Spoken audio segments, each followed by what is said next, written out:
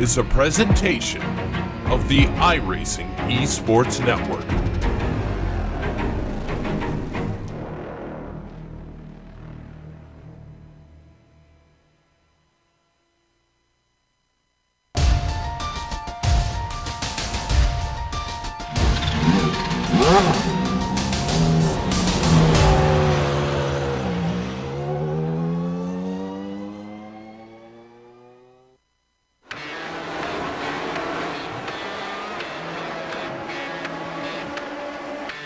An icon reborn. A new season begins. Drivers must face off wheel to wheel with only one goal: to be crowned champion. Experience the competition and the glory days of early 80s IndyCar action. Hear the song of 500 horsepower Cosworth engines. Watch as drivers wrestle these ground effects cars into submission. Without electronic driver aids, it creates the perfect combination of man, machine, and speed. The Lionheart Retro Series, presented by HPP Simulation, starts now.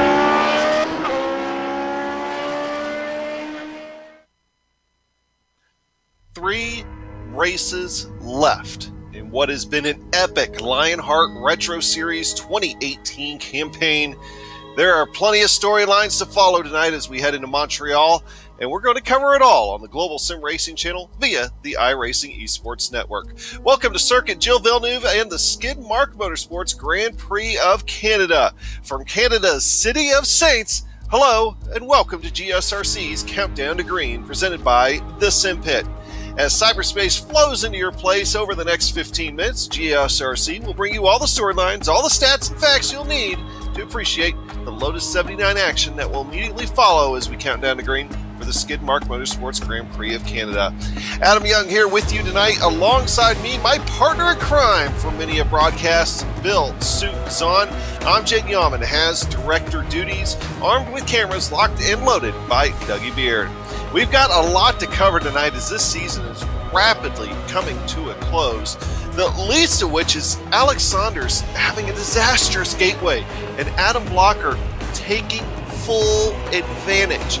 That's opened up the championship standings, which Bill will show you here in a minute.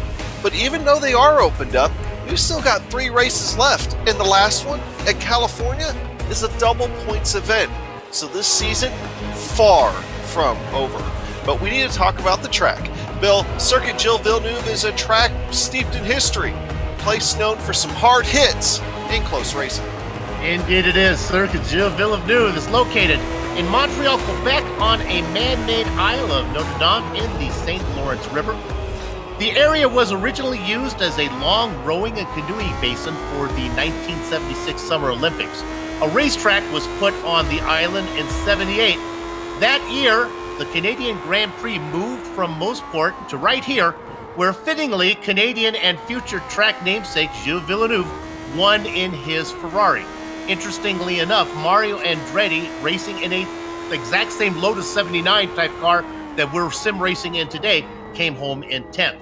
This place is something between a street circuit and a natural road course.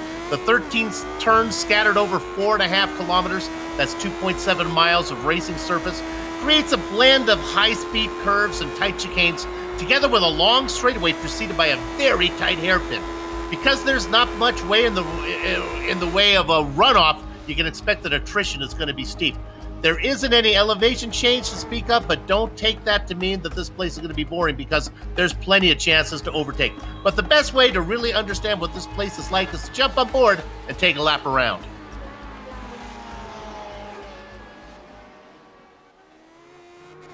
All right, we've got Amjad Yaman in the GSRC Lotus 79, so let's do a lap around Montreal. Down into the Senna S, it seems like a good passing spot on paper, but the switch back into the hairpin can make it very tricky to overtake on either side. Coming out of the turn, be careful getting to the throttle since the slow corners won't give you the downforce you need to gun it. Down into turns 3 and 4, watch out for the wall on the exit. It sits right at the edge of the pavement where it can grab the greedy. Turn 5 needs to be on the throttle as much as you can, which will be tough if you're understeering. Hold tight to the right on the approach to 6 and throw out the anchors. Hugging the apex in the first half of the chicane will be important because once again, you're forced to tiptoe a little bit as you feed onto the power. A few extra feet of acceleration will be important down this gently curving backstretch. Once you spot the bridge, let it drift to the left, line up your braking, and try to get it slowed up for turns 8 and 9. Stay off the big sausage curbs here to avoid upsetting the car because sliding around can easily chuck you into the wall on the right. Now we approach the only braking zone that isn't into a chicane. The casino hairpin offers a great chance to overtake, but it'll be very easy to get into the corner too deep. Expect some over-under moves to take place here.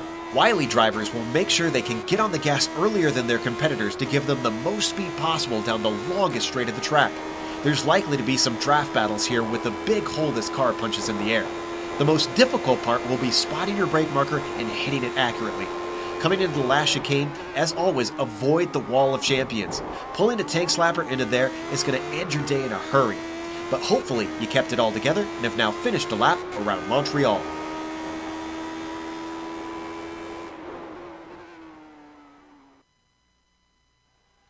And that lap guide description, as well as the entire countdown to green, comes courtesy of our sponsor, the Sim Pit. An entertainment channel dedicated to sim racing. Its mission is to bring you news, reviews, and information from around the world about sim racing hardware and software. It also focuses on what it takes to be a better sim racer with instructional videos and how-tos that will help your performance on the virtual track. Check it out at thesimpit.com. Yeah, and of course, on that lap guide, every time you have that lead up to turn 10 there on that straightaway, I just think about Robert Kubica's accident there just a couple years ago at the Formula One race. It still just boggles my mind how he was able to walk away from that.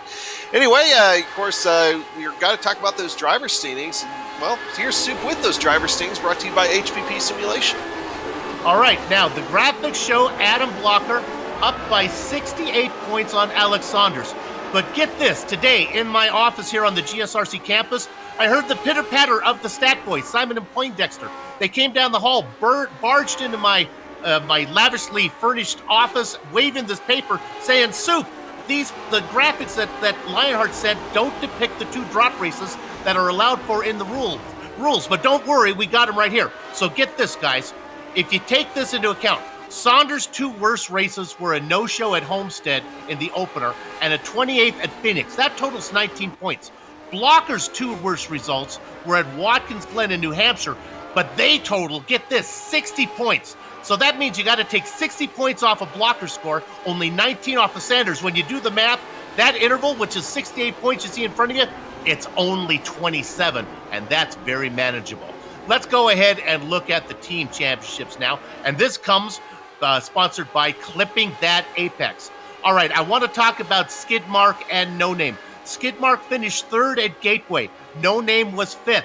So the sponsors of today's event closes the gap to 5th by 6 points. Raven Motorsports is hanging on in their 8th ball, making a run. They're only 75 back.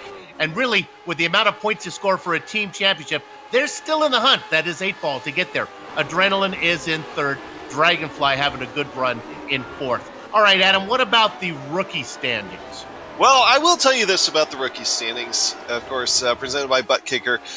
As long as Alex Saunders doesn't have just a complete meltdown these last couple of races, the rookie title is going to be his regardless of what happens at the actual Drivers' Championship, as Michael Goodman now finds himself about 103 back here for this season. Brian Jazik looking at a distant 3rd. Brian right now actually fighting with Justin Weaver for 3rd, and in turn his friend James Krahula for 5th, who I actually do not see Krahula or Jazik for that matter listed on the sheet here for tonight, so they may not be around to score any points. Bart Workman's the only mover on this board. He was able to get up 1 spot over top of Tyler Graff, so we'll keep an eye on that. But also remember, of course, as we talked about already, last race of the year, double points that will affect all of the championships. Lionheart sanctions both this Retro Series and the Big Sister IndyCar Series, and both campaigns, of course, honor the memory of the original Lionheart, Dan Weldon. And with that in mind, let's take a look at the Retro Series details. And they come courtesy of the Sim Pit.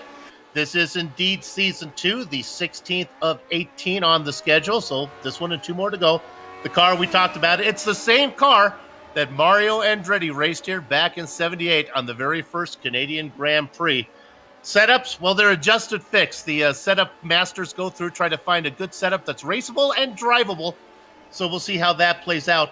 Cash and prizes just short of 4,400 American dollars. My goodness, something to race for. I would take that kind of money right now. I'd be okay with that.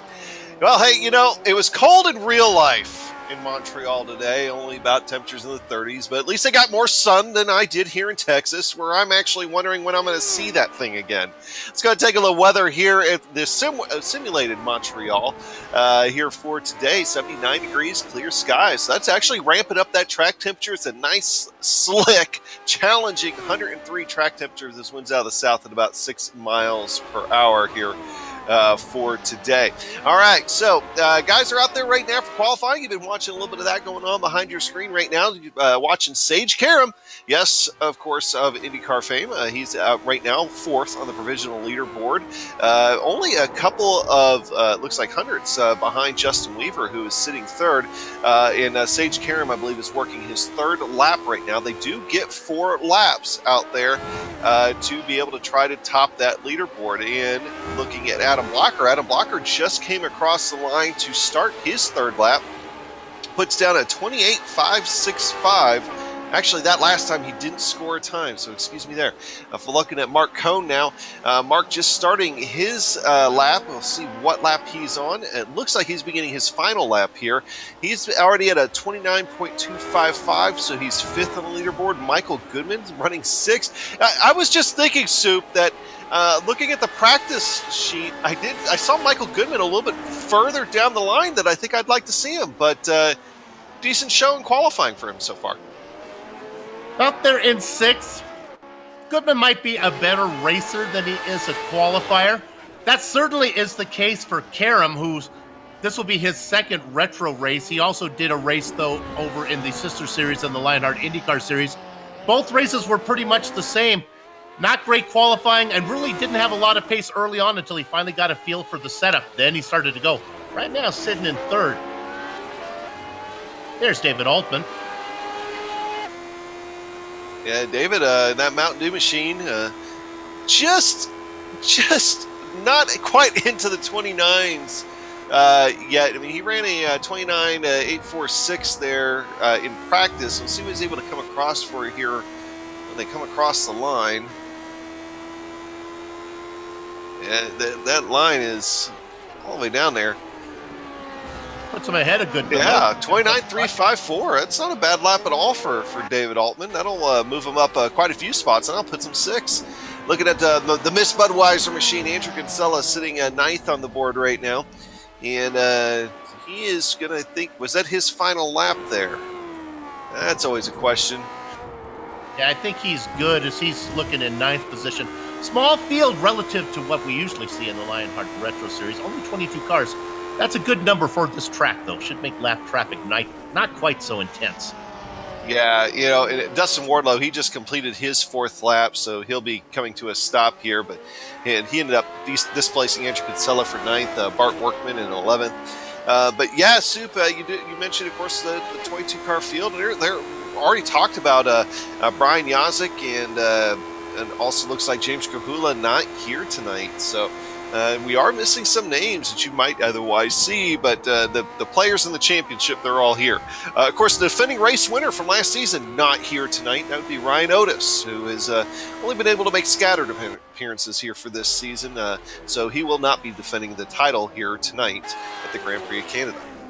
Ryan always fast and always good when he does show up on those rare occasions. 17 drivers put in qualifying times. I think that might be all we get. There were 5 drivers who did not. The big name down there that did not qualify, along with Chris Linini, but maybe a little bigger name, Dandy Dan Garrett. Hey, our very own Sam Ryman out there. I think he's just taking advantage of the situation, just turning more laps, because he shows us on his 5th lap on my board here. In fact, he's coming down pit road now, so he will be toward the back. But that's not uncommon for Sam Ryman. I think sometimes he intentionally qualifies toward the back and just kind of feels things out and starts picking people off one by one as he goes. I'm glad we saw Sam come in there because this track has one of the more unique pit entries there. It's actually almost on the racing line, and it scares the commentators sometimes. You'll see some drivers go too wide down into the final chicane. And the car on the outside will look like it blow its braking point, but actually all it's doing is just going into pit lane. Hey, here's a car that's coming down. That's actually, I thought maybe he would actually come across the line, but he takes the dive off into pit road. I figured Travis Jagerliner would go ahead and try to best his 11th place so far, but nope. He's going to go ahead and bring down pit road and call it off. So nobody on the track, only a few seconds left in the official qualifying session. I think it is safe to go ahead and talk about that HPP simulation grid.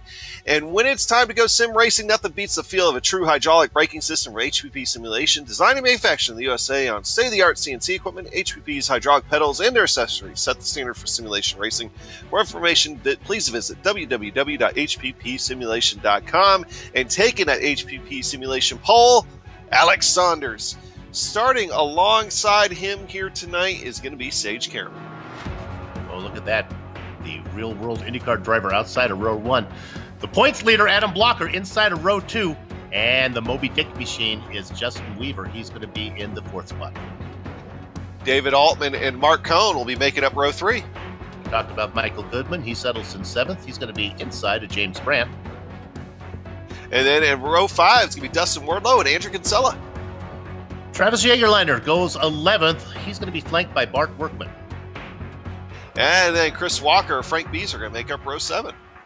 Samuel Ryman in 15th. All ribbons and curls, and the sweet 16th position is Chris Stouffer. And row 9, Scott Johnson. Alongside him will be Ron Hacker. Then the guy we talked about, Dan Guerin. He is out on the grid. Did not put in a qualifying time. He's going to be next to Chris Lanini. And Dan Guerin being given actually an EOL penalty, so he'll be starting a little bit further back than even that. Round out the field, but not much further back, will be Cody Eldred and Robert Blewin. They also did not put down qualifying time. So, field is set. Pace car getting ready to bring these guys down. Now, this is a short pace lap here at Montreal. You can say pace lap with quotation marks, much like, my laser. So they just use the backstretch here. We get the green flag pretty quickly once they start rolling. Beautiful day to go racing. Any final thoughts? Any final thoughts before we get going, Soup? Oh, I'd be interested to see what Alex Saunders can do with Sage Karam. Sage getting faster every time he races. We'll see how quickly the real-world driver gets to the lead. Let's go ahead and look at those onboard cameras, Adam. Yeah, let's go ahead and look at Bart Workman is going to be carrying an onboard camera here for tonight, sponsored by HPP Simulation and that Skidmark Motorsports machine. And then we've got Scotty Johnson, also with the Skidmark Motorsports car, and he'll be running Skidmark Motorsports onboard camera. So those will be our 2 onboard cameras here for tonight. And that actually reminds me, Soup, another name that we're used to seeing that is not here tonight. Bob Mikas, not able to make the race here for today. So missing Bob, but hopefully we'll see it again here next, I believe, in 2 weeks. We're getting ready to go green. As you'll see them just scoot by the wall of champions. Under yellow, get the green flag not long after that. They are away. Alex Saunders carrying them down into turn number 1, but he's got Sage Karam putting the pressure alongside him. In fact, Sage Karam actually gets a good run into the entry corner. He'll have preferred line here going through 2. They actually make contact. Alex Saunders and Sage Karam make contact. How did everybody miss that and not lose too many positions? Alex Saunders still in the lead. Heading down to turn 3. Adam Blocker, though, has a good look. Alex Saunders shuts the door. An exciting first few corners, Sue. I think the contact between Saunders and Karam was actually wheel to wheel. I don't think any wing was involved. No, all the wings look fine. They should be able to get going here just fine, with the exception of maybe their heart rates need to come down just a little bit. But now I think that was Sage Karam's one good shot, though, and maybe even Adam Blocker's as well, because Alex Saunders is lightning quick here today. He's a good couple of tenths faster than everybody, both in qualifying and in practice. So if they let Alex Saunders get away, it might be sayonara for everybody else. Everybody else will be going for second. Karam made a bit of a mistake coming out of that final chicane, well, the middle chicane. Almost lost it to David Altman. Altman racing in 4th. Really, really competitive. Yeah, David Altman was able to gain a spot or 2 on that that deal, and it's he was able to take full advantage. Really the only guy I think who was able to take advantage, it was him and then Adam Blocker were both able to gain a spot. Now, of course, Justin Weaver and Mark Cohn will be looking to be able to make up ground now as they've lost a little bit in that incident. Okay, so now that we're through that, and I think everybody here is now through the first lap cleanly, let's go ahead and take another look at that first lap incident, Sue. And look at the braking that Sage Karam was able to do. Now, remember, the corner's to the left. It's an outside first corner. It goes the wrong direction. Karam gets a great run. Then look at that, wheel to wheel. They hit once, they hit twice, but I think both cars are fine. Yeah, and they are. Blocker goes around on the outside, picks up second. Yeah, so everybody's able to get off scot-free. Oh, Adam Blocker just off. He's going to lose the spot to Sage Karam. He's probably might lose the spot here to David Altman. David Altman actually had to slow down just a little bit. Justin Weaver not close enough to take advantage, and Adam Blocker here will get that position back under braking, but he runs wide again. He's in the grass. Not how Adam Blocker wanted to start this race. During that replay we were watching, Karam made a move on the inside of Blocker, maybe gave him a little bit of a hit check, put the car off into the grass, and then, we don't know, maybe Blocker didn't know what he had under him after the damage, after the contact. And keep in mind, every position lost for Adam Blocker right now has championship implications for both him and Alex Saunders. That is your 1-2 in the championship. Saunders and Blocker. Excuse me, Blocker and Saunders is your 1-2 in the championship. Going back now to P3, which is now David Altman and Justin Weaver. Riding on board now, Justin Weaver in that pink and white Moby Dickey's machine, and trying to do his best to get a good run on David Altman. We've talked to David Altman a couple of times before. He hasn't felt like in the past he's been that strong of a road course racer. And I think he's going to try to show Justin Weaver that he's more than content running up front in the podium spot. Look for him to defend quite toughly here, despite it being early in the race. Altman had a great start, picks up a position there, and then he also vultures one when Blocker had his problems. So now he is indeed up to third. Justin Weaver right behind him in that Moby Dickey's machine, looking at him. And how about Mark Cohn, the newcomer, back in fifth, having a nice run? Mark Cohn's, we had a couple of newcomers, remember, just a couple weeks ago back in Indianapolis, and a lot of those newcomers, well, they've been making their presence felt in this series since they showed up on the scene. Mark Cohn being one of them, in that bright pink and white machine. Definitely stands out there. Of course, you're seeing a lot of pink if you're an international viewer not familiar with all the pink that you're seeing in October. If you're not aware, it's Breast Cancer Awareness Month, and a lot of people run pink in memory of those that maybe they had lost at one point, or memory, just trying to bring awareness to breast cancer. Hey, Andrew Kinsella just had a moment here. Yep. He actually lost a spot because of it. And this is going to be a common problem in turn 10, that it's such a slow speed corner soup, and these cars have a lot of torque when you get on the gas. James Brandt, currently running in 8th, as you see Kinsella get it back, had a very eventful lap. He got passed first by Blocker, then by Kinsella. Then Kinsella made a mistake, Brandt got it back, but then Kinsella came back right before the Wall of Champions and got that spot back again. Yeah, well, speaking of getting a spot, Justin Weaver able to get David Altman there, heading into, in fact, almost clipped the Wall of Champions during that process, able to get away and actually put a lot of good ground on David Altman already, as David Altman now finding himself under fire from Adam Blocker.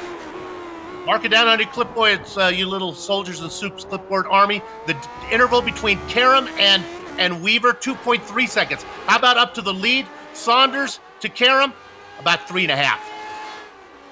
Just for the record, David Altman, I believe, is a Marine. I don't think he likes being called a soldier. Definitely not.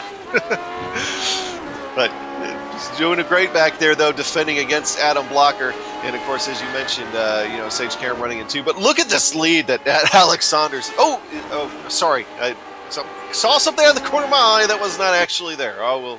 Act like that didn't happen. But Alex Saunders already getting up to a 3.5 second lead. And going back to 4th position, Soup. That's it. You can see the blue car was on screen. That was Blocker getting around the inside of Altman. Blocker is fast. I think the car feels good after he got a little escorted off into the grass, then had another spin. He's up back to 4th now. He's picked up, I think that's going to count him as 4th position since he had his off. Next on his hit list, Justin Weaver. And he doesn't have too far to go to get to Justin Weaver, although Justin Weaver's starting to pull away. But once he gets around Justin Weaver, he got a lot of ground to catch up before he's able to put eyes on second stage Karam, and even more distance to catch before he even has any kind of idea about the lead, with Alex Saunders just in the process of trying to run away with this. Soup, why don't you go ahead and tell us how many laps we're running, what are we looking at for pit window, what's going on? So what are we doing here today? Well, it's a pretty straightforward event. We're going 47 laps. Now, they say you can go 21. So you go 21, 42. We're looking at a two-stop race. How they split it up is up to them. It can be a long run, and a splash and go, or they can split it up to 3 equal parts that are traditional incident points. 12, you lose some points. 17, and you get DQ'd. So fuel could play a role if somebody decides they want to chance it a little bit later on in the race. Going back a little bit deeper in the field, riding on board now, Scott Johnson at Skidmark Motorsports Machine. He's chasing Samuel Ryman. Samuel up a few spots, or actually, no, he's actually riding right where he was, where he started out. Forgive me for that. Scott Johnson is down a spot, though. No, up a spot from when he started this race. So he's at least been able to pick somebody off there over the course of the last little bit. Not too many movers in the back part of the field, although it does look like Ron Hacker is already done for the day. So don't be looking for Ron Hacker out there anymore this afternoon. Handyman Dustin Wardlow was just able to get around James Brandt. My goodness, there's quite a parade of cars back here. In 11th position, Travis Jagerliner, Stouffer, Bart Workman trying to get in there as well. We ride on board with the HPP car of Bart Workman. It is quite a train. Workman back in 13th position. He's got Stouffer in front of him. Stouffer looking at Jagerliner. Yeah, that train keeps on almost to try to accordion. Thankfully, that hasn't happened yet, but definitely tight racing going on. That's the tightest racing that we have on the racetrack here at the moment. Surprisingly slow, the caboose in this train, having a hard time making up ground, is Dandy Dan Guerin in 18th position. I am seeing quite a bit of wing damage on Dan Guerin's vehicle. I wonder if that might have something to do with it. These cars can be a little bit of wake sensitive, and of course that wing wouldn't help that situation, as he does try to take an inside look there at Chris Walker while he's getting passed by Scott Johnson. Just can't make anything happen there. Johnson and Walker going at it. Walker in the tow. Johnson taking that defensive line. Now he moves back to the middle. Walker on the outside, going to try to get into the braking. They got to get this sorted out before they go to the chicane. They're going to go 3 or 2 wide. They are indeed. This is good news for Guerin. Guerin should have some good drive off of this one. Let's see if Guerin can get anybody. There's the run. He's got a chance to get to Walker. Walker's even over. Let's give Guerin that spot. I think he's going to take it going into 1. No, Guerin backs out. He did not. Oh, and a little bit of a punt then from Walker gets into the back of Johnson. I don't think Guerin trusted the downforce on the front tires with that bent wing. Yeah, and it looked like that Walker just barely missed actually making contact with Scott Johnson, but he definitely had those wheels locked up trying to miss him.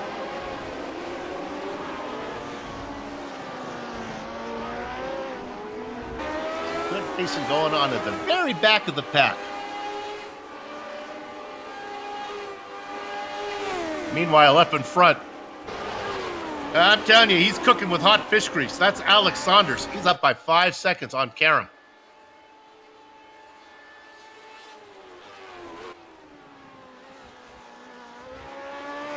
Front 4 have sorted out nicely.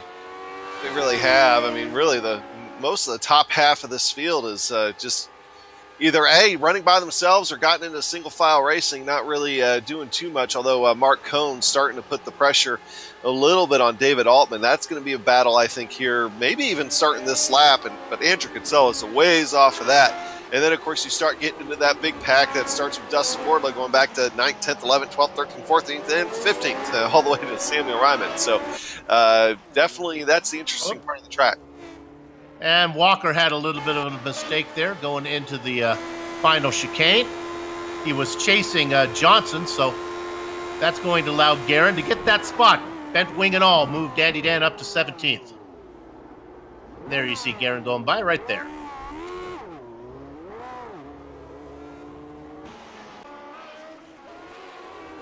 The guy who's coming, if we go to third, is Adam Blocker. He's now back. He's about a second back behind Justin Weaver. Now, Weaver's pretty quick. Weaver qualified fourth. So Blocker's got some work to do.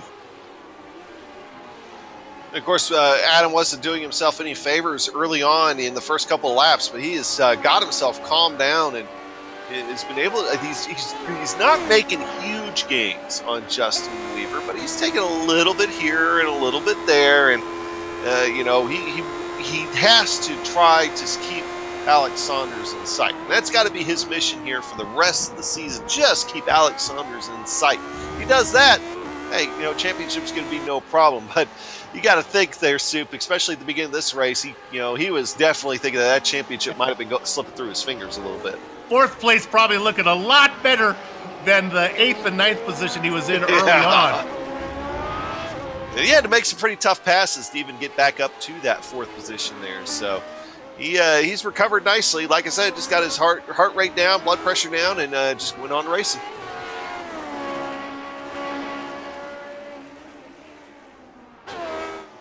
Going through looking at battles. Really, all the cars, battles maybe 3-4 car lengths apart right now. There's Altman in 5th. Yeah, even that big pack started to break apart a little bit. But the one battle that's developing here is Bart Workman and Chris Stouffer. Chris Stouffer trying to do his best to get a run on Bart Workman. Ooh, Bart runs wide there. Able to get it gathered back together and stay out of the side pod of Chris Stouffer.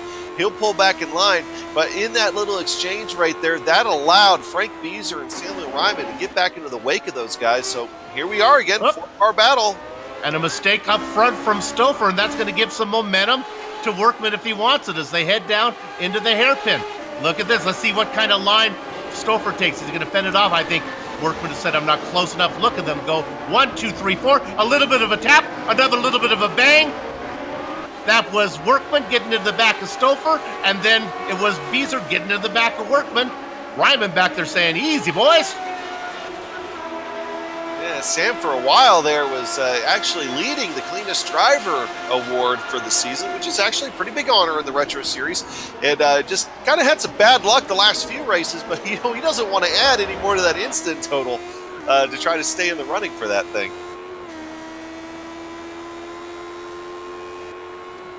Right on board with Sam. Samuel Ryman, I'd have to say, is probably one of the calmest, most collected guys out there. You know, we always talk about him starting in the back and just picking off places, whether it be through pit strategy or just, you know, but he always finds himself in halfway decent spots at the end of this race. Doesn't take a lot of chances. One of the reasons why he is probably one of the cleanest drivers, not just in the Lionheart Retro Series, but in most of iRacing, I would say. So, you know, always got to give a good shout out there to Samuel Ryman, and good to see him running good. Now, of course, here with those exchanges, that little pack has broken up a little bit. Bart Workman has been able to get away from Frank Beazer just a little bit. As I say that, he loses some ground in that corner, but Chris Stouffer now has jumped out to, I think, about over a second now over top of Bart Workman. So that little pack breaking up just a touch, with Dan Guerin now trying to get to the back wing of Samuel Ryman. Yeah, I was thinking about Guerin. I would think as soon as he got in the pit window here, and I would think it's pretty darn close, I'd come in, see what repairs can be done on that wing, and then try to go racing again. He just does not have any straight line speed to run down Samuel Ryman. Well, we want to give a shout out to one of the sponsors here for tonight, and that would be Butt Kicker.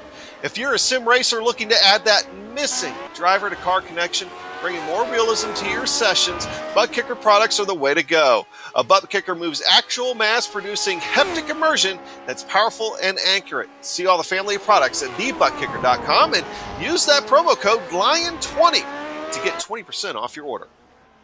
Hey, nice battle going on for 10th, and there's Cody Eldred making a stop. And Cody's actually out of the car. I'll go back and see if we can see what happened to Cody. James Brandt. James qualified in 8th position, fell back a couple spots. He's under attack by Travis Jaegerleiner. One of the closest battles out there right now as they go beneath the overpass.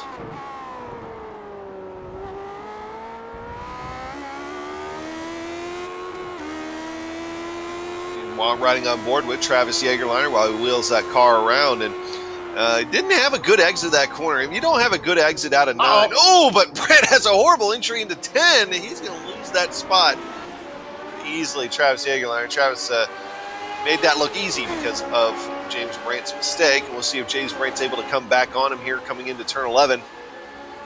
What's interesting, because of that horrible entry, he had a really good exit out of the hairpin. I'm talking about Brett. He got a long run because he had such a run at getting going, but now Jaegerleiter, who I think is faster, should be able to pull away as he opens up almost a 9/10 of a second lead.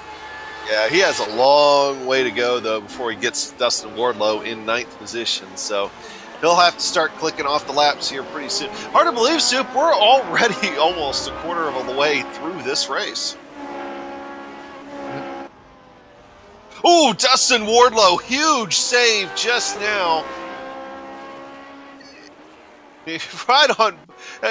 Well, just look at this with Dustin Wardlow. How he keeps this car from just slapping the wall on the opposite side of the track. That back end had to have been out about 45 degrees from the front of that car.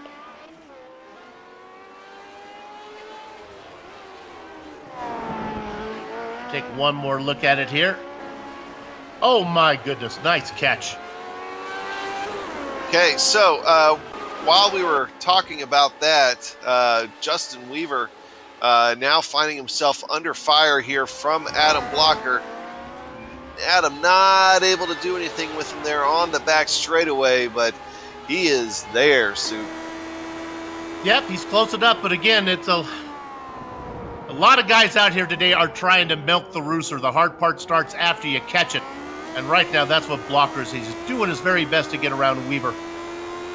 We do want to mention, while we were watching Dustin Wardlow there a minute ago, Mark Cohn was finally able to make that pass around David Altman. So move Mark Cohn now up into 5th position, David Altman back to 6th. Another one of those guys like Blocker has been working on him and working on him. But now he's got to see. Now he's got to prove to everybody that he's actually faster than David Altman and see if he can pull away. I actually think those two cars are fairly evenly matched right now. I think Dave's doing a pretty good job of sticking with him. They may be together for the rest of the race. 35 laps to go. Not bad for a guy that's told us before that he's not much of a road course racer. And probably, in my opinion, one of the tougher road courses there is because of the slow speed sections, especially in this car. It will snap around on you if you're not careful.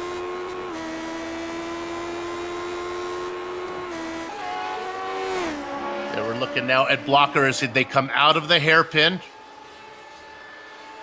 Interesting track because it's a passing zone into the hairpin and then it's also a passing zone out of the hairpin. Let's see if Blocker tries it under braking. Well, that's one way to get it slowed down, is to get into the gearbox of the guy in front of you.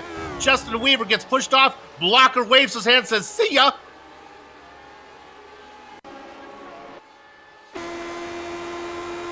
That could have been very scary very quickly. Justin Weaver, of course, had to take the runoff. That's right there. One of the very few places on this track that there's runoff, and I bet he's glad that there is. So Adam Blocker moves him up into 3rd position, and you'd have to think that if you're Justin Weaver, you're probably not too happy about that move. Oh, I think Adam Blocker was just trying to help him get to pit lane. That's all it was, really. Okay. If you missed the opening part of the show, of course, pit lane is instead of taking the turn into turn 11, you actually go straight, almost full throttling it still for a little bit. And the pit entry here can be pretty wild if you don't communicate to folks that, hey, I'm getting ready to pit. So that'll be something to watch out for here in around about 6 or 7 laps when these guys start making pit stops in mass, as I imagine most people are going to try to stretch it to lap 21. Let's go to 20th position. This is Robert Bluen. He's a lap down. The reason why I want to talk about him, because coming up behind him is one of the best battles on the track. This is Cohn in the blue car and Altman in that kind of, let's call it yellow and green. I'm going to go with citrus-flavored number 88. Let's see how Robert gets out of the way here.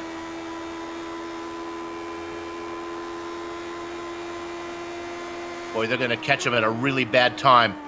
That's going to give a great opportunity for Altman. Oh, not able to take advantage of Robert Bluen. Rear wheels break loose on him a little bit there. So he will very easily move.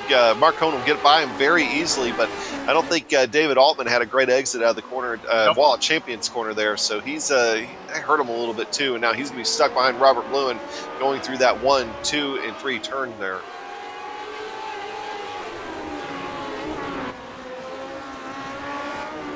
He just pulls over to let them by, I think. We'll go with that. We'll go with that one. Okay. Yeah. Boy, I hate to jump you around, viewers, but how about we look at 15th? This is Frank Beezer. He's being attacked by Scott Johnson. We've been watching these guys before. And then the guy that's back there with that damaged wing, Dandy Dan Guerin, wasn't allowed to put in a qualifying time because of an end-of-line penalty, something he was a little bit naughty in a previous race. So he starts back there. And he really hasn't been able to make up much ground with that wing. Why, Dan, have you not come in? Is it not in the window? Maybe not. And don't look now, but Michael Goodman, he might be trying to make a move here on David Altman in the next few minutes. So we're going to have a battle for 6th position, I think, here shaping up, as Michael Goodman has been making some really good lap times here the last little bit. Yeah, something tells me Altman must have had a bit of an issue because he was right on the gearbox of Cohn after Cohn got around him. Dave was doing a real good job of sticking with him. Now he's lost touch there, and here comes Goodman. Yeah, when the Robert Lewin car separated him a little bit, he also had a bad exit there coming out of turn 14 there, the Wall Champions corner. So that hurt him. He actually slides a little bit right there coming out of turn 3. So I think that I don't think David Altman is happy with his car as what he was just a few laps ago. All this going behind Alex Saunders, who's Oh, Robert Lewin and Travis Jägerleiner make contact. Travis tried to get around him, ended up getting into the rear gearbox, bent the wing a little bit. That's in 10th position. He's going to lose at least 2, if not 3 spots. Grant has to go through the grass to miss them both. That's a little miscommunication. I guess Jägerleiner thought that the door was going to be left open for him.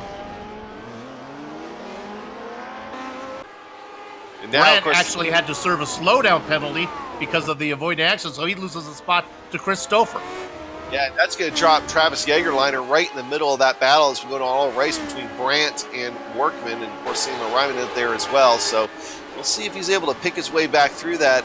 His front wing doesn't look terribly damaged from that contact. It doesn't look perfect either. We'll have to see how it affects it. All right, here in David Altman's going to be the first taker to come down pit road. That Mountain Dew machine. Let's see what kind of pit stop he's going to take here. I mentioned he might not be as happy with his car as he was a little while ago. It looks like he's probably going to be trying to split this up a little bit more into thirds here, Soup, as far as pit stop strategy. Yeah, I'm surprised that we haven't seen other drivers come in a little bit earlier that are stuck in traffic. Interesting to see if Altman takes tires. It looks like he is not going to. I give up trying to figure out tires on here. I think the guys, they don't like the feel of the new tires. They like them once they get warm and worn in a little bit. They seem to stick better. So Altman in and out. Has to stay to the outside here of turn 2. And then Chris Lanini right behind him. And of course, hey, he's our featured driver here for today, Chris Lanini is. They're, of course, always enjoy watching Chris, and this is his 25th start in the Lionheart Retro Series. He's won a pole before. Remember that? I believe that was tail end of last year that he was able to pick up that pole. Hasn't won a race, but he does have 3 top 5s and 12 top 10s to his credit. One of those guys that usually finds a way to be there as he just never fails. Mow the grass. He's just trying to show off the lawnmower skills. He's having a nice race. Part of his repertoire. He cuts that grass so nice and clean. You always want him to come back, and maybe you'll even pay him a couple extra dollars next time. It's a kiss of death to put that thing on a driver. Lanini coming off a nice 4th place finish last night in the Lionheart IndyCar Series. He was happy with that one. One where only 4 drivers finished on the lead lap. That's a fun one. If you had a chance to see it, check it out. Hey, we haven't checked in with our leaders here in a while. Let's move up to Alex Saunders, who is as we talked about, running away with it. There's a reason we haven't checked in with Alex Saunders in a while, because he's still out there putting down 28 twos. He now has an almost 8-second lead over top of Sage Karam, who we haven't talked that much about either, because Sage Karam himself has like a 7-second lead over third place Adam Blocker. So the top three separated by a lot. So very quiet race for those guys here so far. And that's, I think, exactly what they want to see, especially for Saunders and Blocker. They don't want any kind of challenges or anything that's going to hurt their points after the scares that they had very early on in this race. I know this may be geographically obvious, but Karam really on an island by himself right now. 8 seconds behind Stouffer, 7 seconds ahead of Blocker. Yeah, I think at this point something will have to happen to Alex Saunders or Sage Karam in order to see them lose first or second. In fact, I think they have enough of a lead that if they come in on the same pit cycle together, the likes of Mark Cohn won't be able to pass them for position if they're Here off. comes James Brand on the inside. Gets the pass made on Chris Stouffer. Brand has been up and down and up and down. Made that look easy there, Sue. He has indeed. Altman still the only driver to pit. Racing in 17th.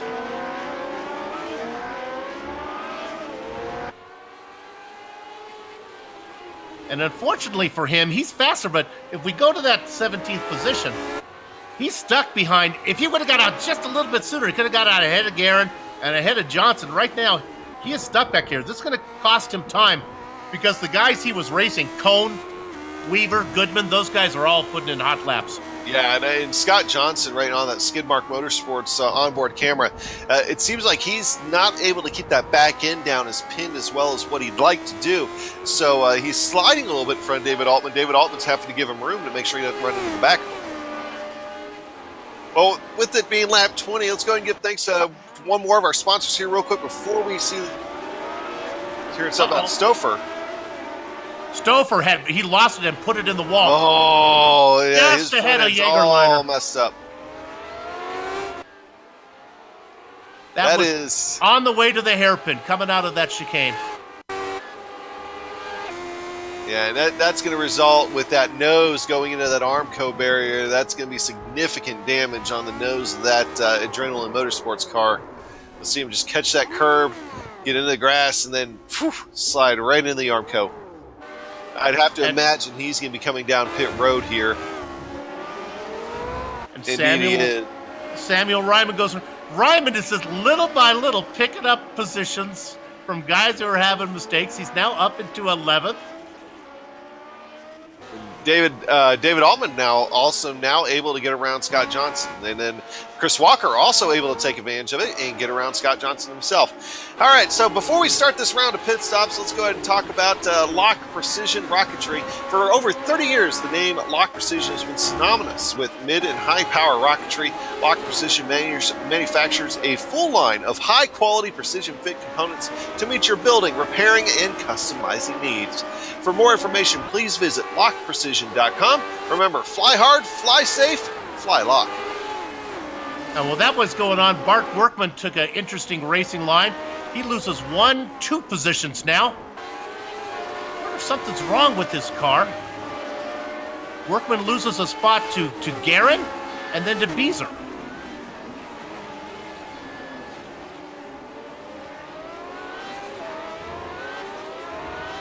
Yeah, I have to see maybe if he had an off or something like that.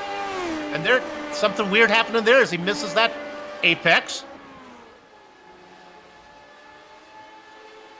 If I didn't know better, I think he was like multitasking, maybe changing the kid's diaper and trying to sim race at the same time. Something's going on. I don't recommend that, by the way. Just saying. For a number of reasons, I don't recommend you doing that. I can honestly say that would be the one thing I don't think anybody's ever actually tried on iRacing. At least, I hope not. But look at this. Here comes Altman now. As we ride on board. The car you see way up ahead is Beezer. That's the next one up. Again, Workman wobbles. And here comes Michael Goodman on Mark Cohn. Able to do anything here with it. This is a pass for 5th, maybe. No, Cohn has the preferred inside line. He's going to be able to defend Michael Goodman for at least one more lap. And will these guys come down pit road here for this next time by? As looks like Sage Karam is currently on pit road. We'll see if Mark Cohn will make that entry by just going straight. That's all he got to do. He doesn't, but Michael Goodman does. Michael Goodman might be figuring if he could just come out in the right place, maybe he can pass him on pit road. In that car behind him, that would be Dustin Wardlow. All right, now, Karam didn't get the memo. He actually took tires. You know, he had enough of a lead on Adam Blocker. I don't think it's going to hurt him any.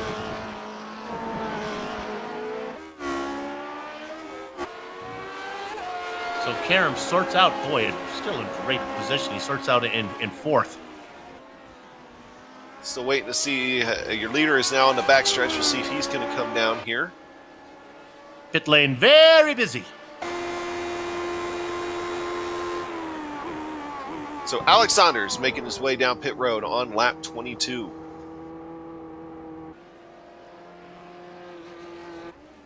Slow pit road, 40 miles an hour. Definitely a lot slower compared to the 160 or whatever that they're doing on that back straightaway there. Blocker coming in as well. Justin Weaver. So pretty much if you didn't pit on lap 21, you're pitting on lap 22.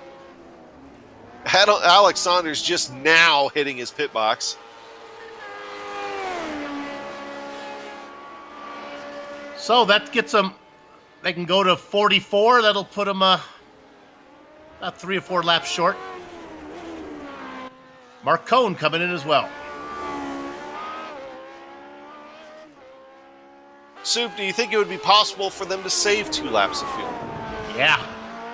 I can't imagine.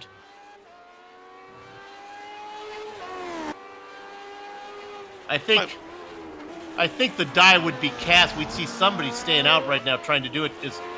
Kinsella has not made a stop. Kinsella's usually pretty good at saving fuel. I just was looking at Michael Goodman's car here. Something had to have happened to him in the last little bit because his rear wing is messed up. David Altman sounds like he might be making another pit stop here. Oh, Michael Goodman's pit exit. Him and David Altman made contact, and Michael Goodman's rear of that car caught the concrete barrier. We're going to go ahead and pull it up here on the GSRC replay. He comes out of pit lane, and the car on the inside is Altman, and they get together. And this might be the reason why David Altman just made an announcement that he's coming down pit road.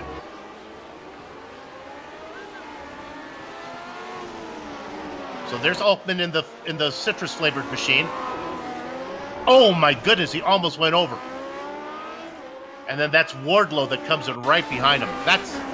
Goodman's car cannot be feeling well. No, it is not. Frank Beazer drove by him after that like he was standing still, and that was after Michael Goodman had a chance to get up to just lock wheels. And, well, y'all know what happens when that happens with open wheelers. But now Dustin Wardlow is all over Michael Goodman. Here's where I think the difference will really be known as they enter the highest speed section of the racetrack. Dustin Wardlow definitely able to get up to speed a lot faster than what Michael Goodman can. He should have a good run on him. Yeah, Michael Goodman's car is down about a good 5 miles per hour from what it was. And that right there was the what would sometimes make somebody nervous. Scott Johnson flying down pit road right behind those guys as he's making his pit stop now. Mark Cohn also on pit road. Yeah. Now, Andrew Kinsella is working lap 24. And you can see up there in the box right under the red G and the red S and the white R and the right C, 24 laps left. I think Kinsella can one-stop this. He's currently in 5th. That would be a tall ask, but I mean, it's certainly possible.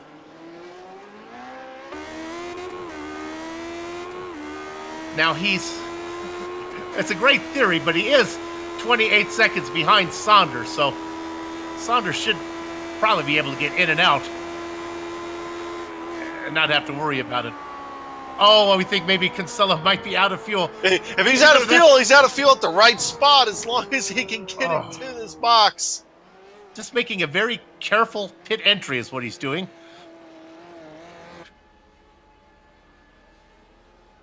Oh, I'm worried. He had a little jab of the throttle right after the pit speed markers. It brought him up to about 43, 44 miles per hour on accident. So hopefully he doesn't get hit with a speeding violation. He's really between a rock and a hard spot. He has to carry enough momentum to glide to his pit box, but without breaking the pit speed limit. Yeah. So his pit stop time looked normal. If he had a speeding violation on entry, it would have hit him there, and it didn't. So away Andrew Kinsella goes. Let's see if the Miss Budweiser is able to get any spots with that strategy.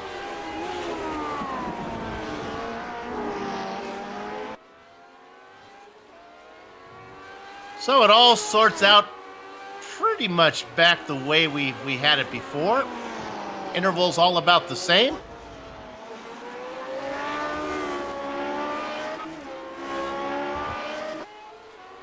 Kinsella slots out in 8th.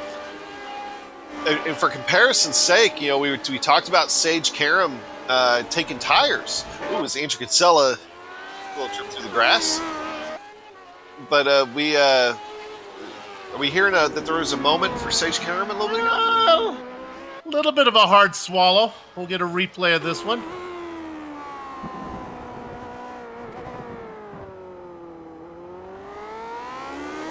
And again, remember, he took tires. Yep, that was a good catch.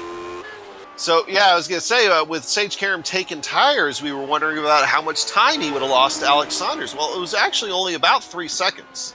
So, taking tires... Yeah, I'm not sure. Wasn't horrible. Oh, Andrew Kinsella just hit the wall of champions.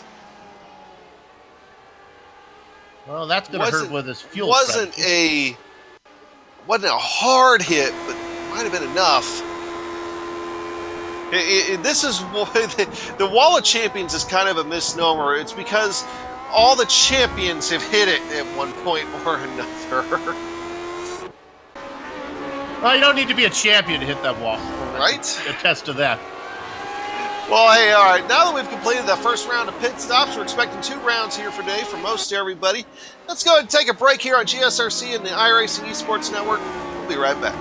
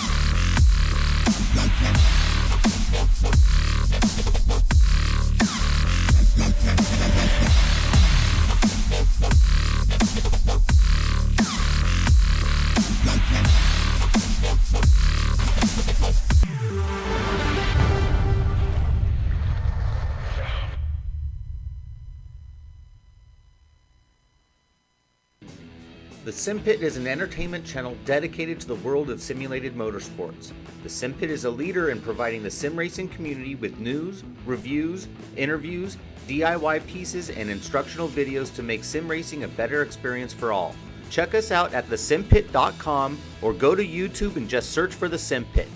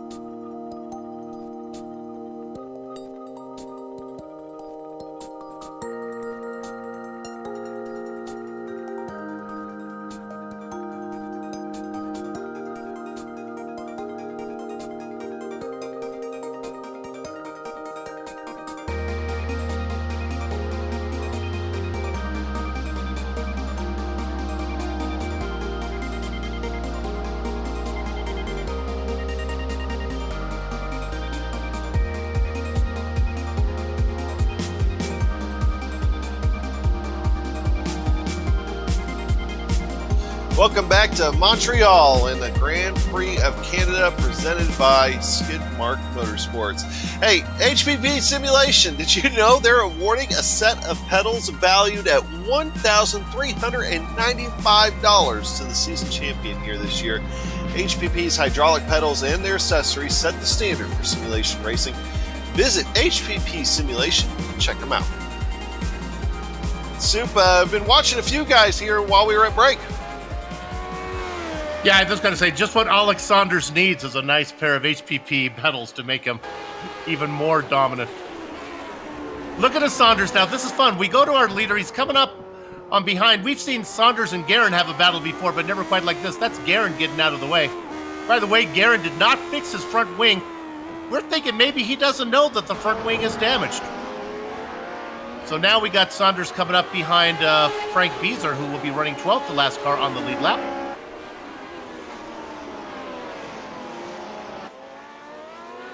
Yeah, most of the field, except for just a handful of guys, is fairly well spread out. I think the closest battle we have right now in the top 10, that's going to be Andrew Kinsella and James Brandt. James Brandt has been all over Andrew Kinsella here this last little bit and just cannot find a way around him. Might have a good run here, though, coming down the back straightaway. Good draft. Andrew Kinsella is going to take the left lane. Now, the reason why I take the left lane is because you'll see here he's able to defend that on the exit of this right and then left-hander, but James Brandt's going to be able to get him here this time.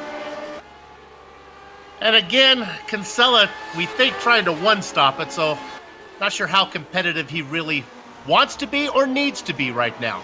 If he does one-stop it, he's easily going to get around Brandt when Brandt makes his final stop. We should note for David Altman fans out there, unfortunately, after that contact with Michael Goodman earlier, David Altman decided to go ahead and call it a day, which is unfortunate. I mean, David had himself a pretty good run going earlier, Sue. Really an impressive run. Right up there racing inside the top 5, doing really well. Yeah, but unfortunately that came to an end. He'll be able to try his hand again at a road course, though, because here in 2 weeks, going to Road America. That's Road America, that's going to be quite a bit different than here at Montreal, isn't it, Soup? I mean, there you actually have room to run off the track without hitting anything. Okay, now I'm getting a report from Brian It's Not Easy Being Greenlee. He races in this series every once in a while, not here tonight. He reports to me that you cannot fix the front wing in the pits. I did not know that. I did not know that either. I've been calling these races now for what now, 2 or 3 years, and did not know that about the Lotus 79 cars. I guess back in '78 they didn't have the technology to pull the nose off and put it back on. Okay. Well, that explains it. Sorry, Dan. I understand now. And thank you, Brian.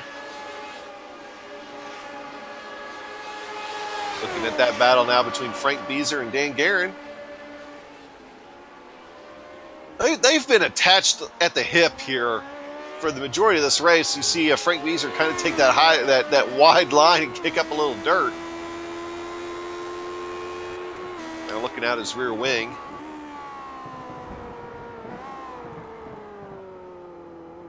Woo, doggy.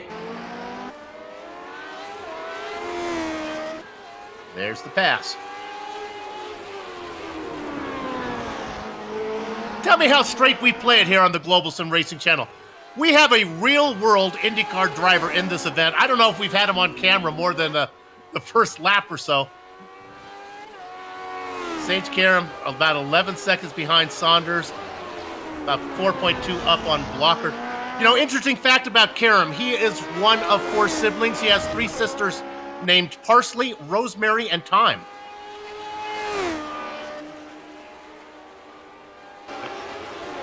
I cannot vouch for that. I got that again from Brian Greenlee, so that may not be accurate. Oh, Brian will love you throwing him under the bus for that. So one thing, though, I do want to point out about Sage Karam, though, and Adam Blocker, is it seems like here over the last little bit, Adam Blocker has been gaining on Sage Karam. That gap now is down to 4.3 seconds. Now, do I think there's enough time left in this race for Adam Blocker to be able to catch Sage Karam? The short answer to that would be no. But do want to pay attention to that gap because I've been wrong about that before, Soup. Yeah, I agree. You look there at Blocker in his Dodger Blue Machine. Speaking of that, the Dodgers are playing tonight, trying to get in the World Series. No spoilers, please. See what he can do. 4.2 up. Weaver having a quiet race back there in fourth.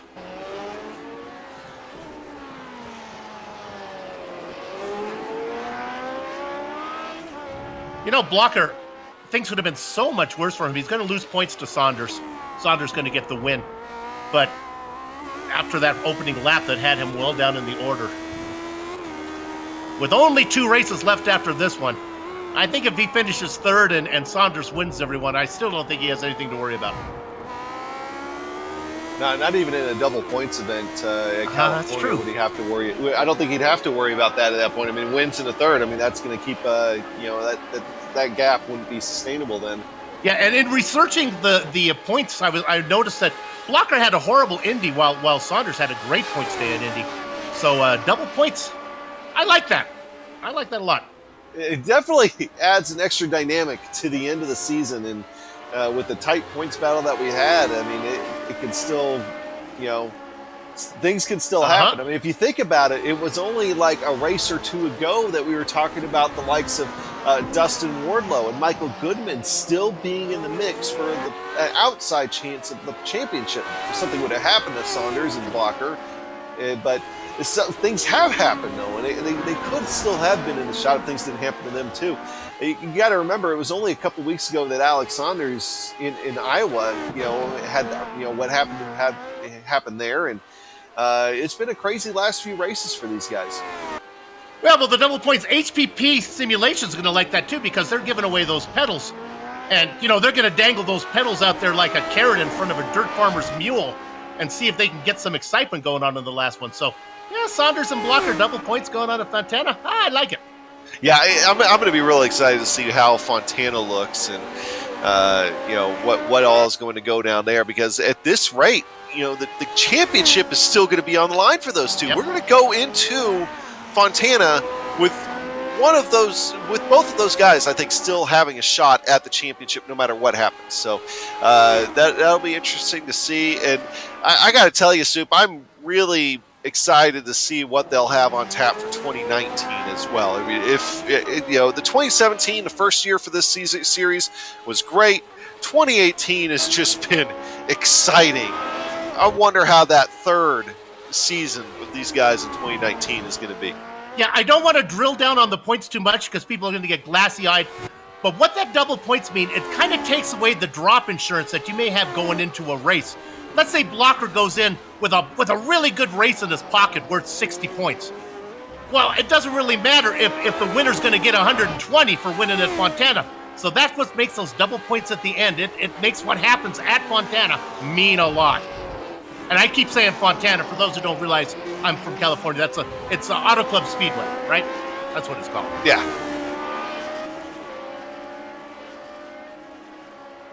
Looking for close battles on the racetrack. Just about everybody has now separated themselves from the competition and just trying to get to the next round of pit stops. And we're expecting a splash and go for that second round of pit stops. The only person that we were talking about the possibility of being able to make it all the way is going to be Andrew Kinsella. It's going to be interesting to see if he is able to do that. Right now, Soup, our thoughts are he might not, but as I've already said, I've been wrong about that before. Oh, well, he may not, but I really think like Caesar crossing the Rubicon here. I think the die has been cast. I think he's not racing for points. I think he's going to go for it. He can vulture some positions. One of the things, because pit lane is so slow, even though the splash and go is only a matter of seconds, it's the time that Kinsella will save not having to get woed down and drive that 40-mile-an-hour pit lane speed. Yeah, next in points for Andrew Kinsella. Andrew Kinsella entered tonight 12th in points. Next up for him would be Jason Galvin. Jason Galvin, another big name of the series that is not here tonight. So all that position of points is already going to be him. And the next spot that he'd have to gain is Travis Jaegerleiner, who right now is behind him. But that one position difference isn't going to be enough to catch up to Jaegerleiner in points. Justin Weaver coming down pit road. A little bit earlier than everybody, but that might be part of what he wants to do. Something is wrong. Yeah, he's going way slow. That engine's off. That engine is off. Did he short fill the first time and then calculate? He going down the back straightaway and his engine blew. Oh. Tough break for Justin Weaver in that 8-ball motorsports car. He's going to fall at least down to 16th position here today after running in the top 5 a really long time of this race. You see the smoke out of the back of that Lotus. There you're looking at it.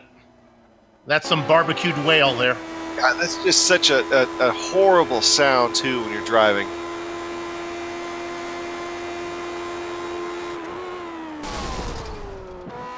There it is. And it's like, you know, it's like your heart sinks. Soup. I mean, your heart sinks.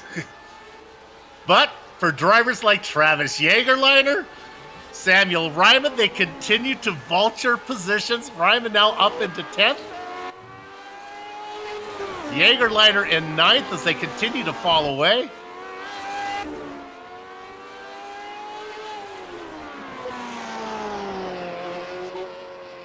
We have 9 cars on the lead lap. Ryman's been put a lap down. Jagerleiner next to go. Saunders right behind him.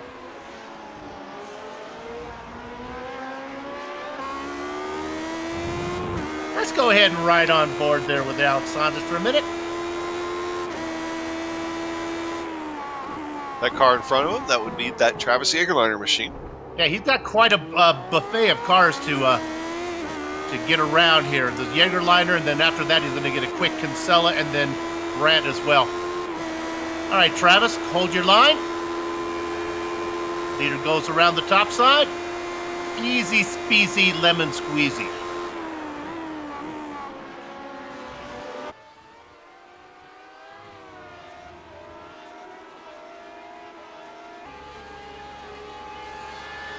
You know, Andrew Kinsella just blinked out. We may not get our answer if he can make it all the way. Is his connection going to come back to him? Ah, there he is. He's back. Woo! The realities of sim racing sometimes. Wonder what he saw when he was over there. And Sage Karam just set fast lap of the race. I think he heard, because now look at that gap between him and Adam Blocker there, Soup. I think he heard us say something that that he was going to decide to go ahead and kick on the afterburners. And that lap was a half second faster than Alex Saunders. Well, with 10 laps to go, half second a lap, that'll get him half the way there.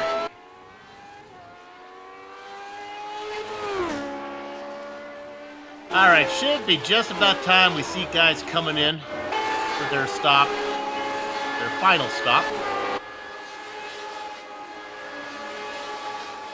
Andrew Kinsella, you stay out there, baby. You one-stop this thing. Guys that are within striking distance that Kinsella could get around. James Brandt's only about 2 seconds ahead of him. Goodman's 11 seconds up, so Kinsella would leapfrog him as well, as he probably would get Dustin Wardlow in 5th. Heck, maybe he can get up to Mark Cohn in 4th.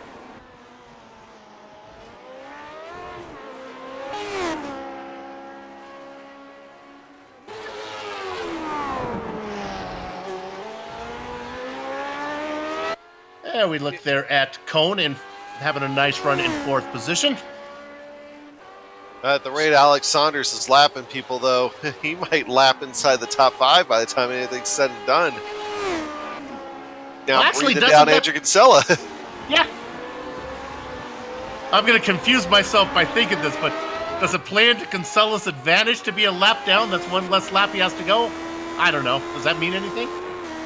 I guess it kind of does. If Saunders could lap the guys that we just talked about, then that makes Kinsella doesn't have to go that extra lap.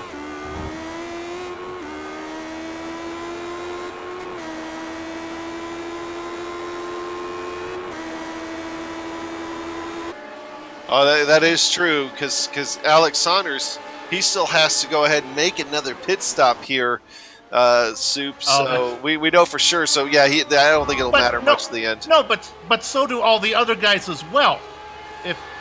If he gets in front of Brandt. Well, we were talking about it helping him out making it. Okay, I guess. All right. Yeah, right. Yeah. Okay. Well,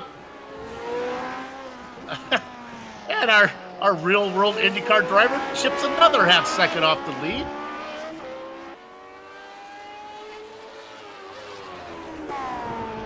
That'd be interesting to see Sage Karam at Road America, because you got to figure that's going to be the type of road course that's going to suit his driving style a little bit too. So hopefully he's able to join us here in 2 weeks. And Soup, you'll have to let me know how that goes, because I'll be at COTA for the vintage racing that they're having there. So maybe I'll actually be able to see some real life Lotus 79s here in 2 weeks. Hopefully, crossing my fingers.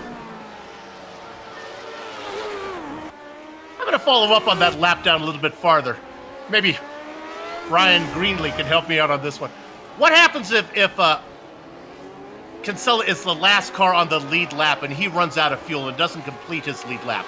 Does he get credit for being last car on the lead lap, or do all the cars one lap down? So he doesn't need to finish that lap. So the more cars that Saunders laps, the better it is for Kinsella. Go, baby, go!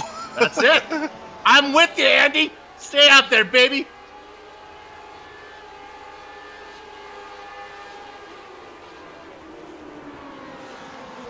Sage Karam making his final pit stop of the day, lap 40. Now he doesn't have all the high-priced, high-paid guys in the pit box telling him how much fuel to take. Let's see if he can figure that one out for himself.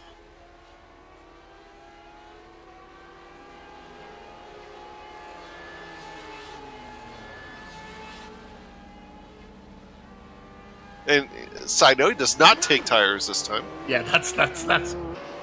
We'd have an issue with that one. Just to follow up on that tire thing, I don't know if I actually spoke it or if it just lived in my brain. You can take tires on those long stops, and it doesn't cost you any time. The reasons guys don't take tires is not because of the time it takes to put them on and off, but they just don't like them. Dustin Wardlow almost lost the spot there to Michael Goodman. Michael Goodman could not get the power down there, though, and now they make the big run down the back straightaway. We'll see if any of these guys come in here this time by. I mean, I'm actually kind of surprised Michael Goodman decided not to come by, considering he was so close to Dustin Wardlow and had trouble getting around him there just a moment ago. They got a pretty good lead over Saunders, who's coming up to lap him. I really don't think Saunders is going to be able to get to these guys before it's done. Good battle for 7th. Oh, it's Brad and Kinsella. I'm sorry. I don't think Kinsella maybe not putting on a fight here. Sorry, Andrew. Ooh, Alex Saunders is off. Uh-oh. He had to take the runoff. Going into turn 1. I don't think he lost enough time for Adam Blocker. Adam Blocker's still not anywhere in sight, but man, you got to think that's a heart attack. Yeah, Blocker may not be in sight, but remember, Karam was racing him, and he had knocked off a couple half second. Saunders still needs to make his stop. Could there be blood in the water after that mistake from Alex Saunders? I'm looking at a... Let's see if I can get a relative time back to Karam. 24 seconds between Karam and Saunders needs to make the splash and go. That was a good thing Alex Saunders didn't hit anything, but at the same time, I mean, that's not... he went deep into that runoff and had to back up and everything else. I'd be very surprised if he didn't come down pit road on this one. He's going to stay out.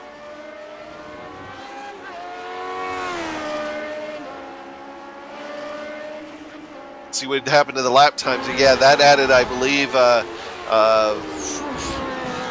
of 9 seconds on his lap time compared to what it was the previous time by. So look at the interval we were talking about, though. It was about 10. Remember the interval between? Well, it got down to about 9 or 8. Right. Yeah, he's going to have himself a fantastic entry here. Sage Karam getting held up a little bit by Sammy Ryman, but not too much. That gap to the lead actually continues to decrease overall. So all those meaningless half seconds that Karam was knocking off. They're going to count. Saunders, and they're going to mean They're going to count in a big way.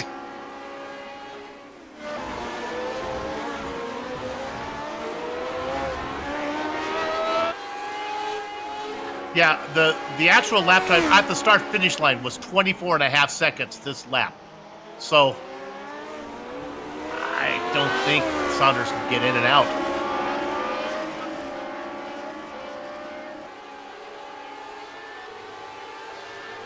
Well, let's see if Saunders comes in this time. I got to think that I'm not sure what's going on right now. You know, I mean, hopefully he's had a chance here for his blood pressure to come down and everything else.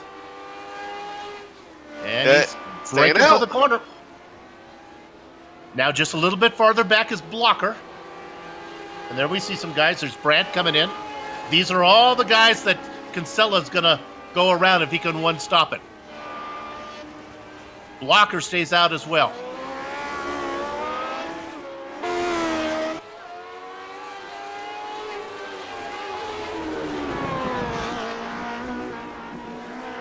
Kinsella has worked his way up into 6th position.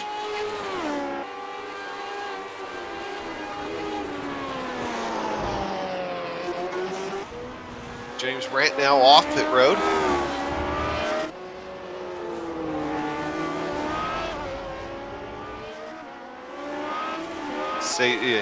That car going by him was Sage Karam.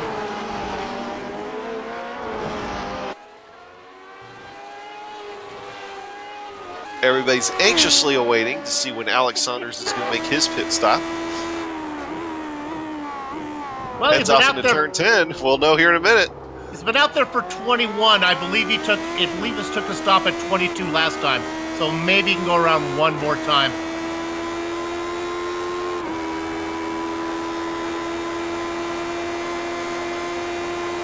He's riding really close to that wall this time.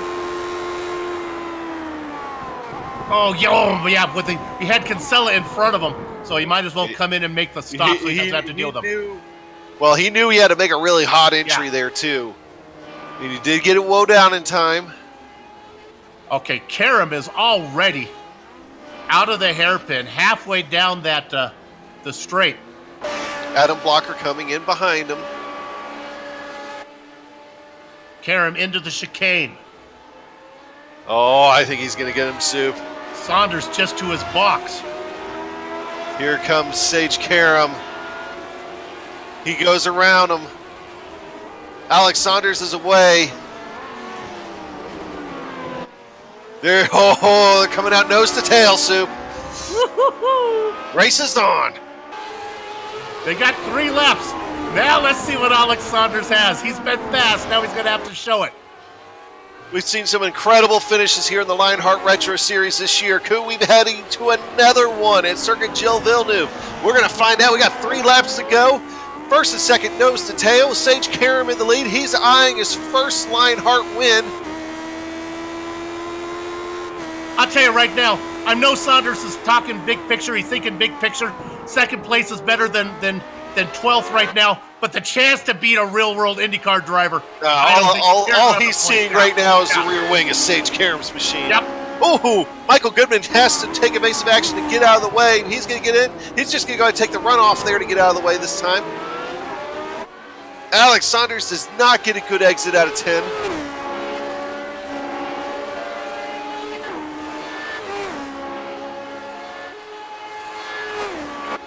By the way, Andrew Kinsella, he's in 4th.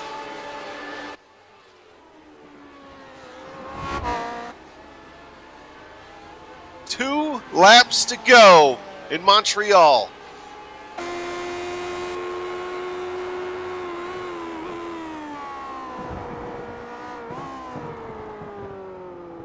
Remember, Karam was faster before the pit stop. Saunders was really hot early on, but I'm telling you, Karam, he's a closer. He gets the feel of the car. At the end of the race, he's faster than when he starts. And right now, I think Saunders really has his work cut out for him. He continues to fall off just a little bit. That gap now, 1.3 seconds. If Alex Saunders has anything left, he's got to put it all on the table now. 1.1 seconds, gain a couple of tenths.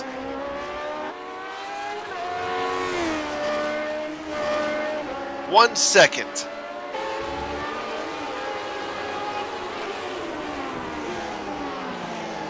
What about is he close enough to get in the draft here? Yeah, I think so. I think as long as he's within a second and a half, I think he'll be in the draft. Yeah, the interval starts to come down. Not by much, but he gets it down under 0.8 of a second. And catching him is going to be one thing, passing him is going to be another.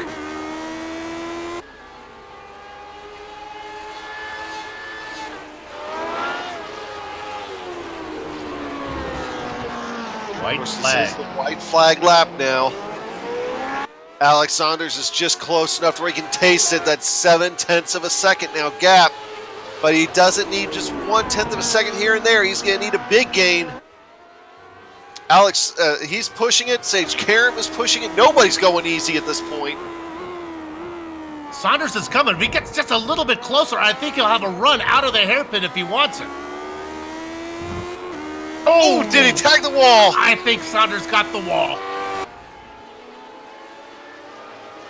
He did. I don't think it was hard enough to get any damage. It did cost him time. Looking at that gap falling off a little bit more. Yeah, that gap now back to second. Last stand here, coming into 10, coming out of 10. He's still in that draft, but didn't have the greatest of exits. Falls off. As long as Sage Karam can get through the next two corners. Here comes, brakes hard, turns right, turns left, goes past the wall, champions. Sage Karam is going to pick up his first Lionheart Retro Series win in Montreal. Alex Saunders at good points day. He's going to come home second. Adam Blocker in third. Doesn't gain as much, or doesn't lose as much to Alex Saunders as what he could have after some first lap excitement.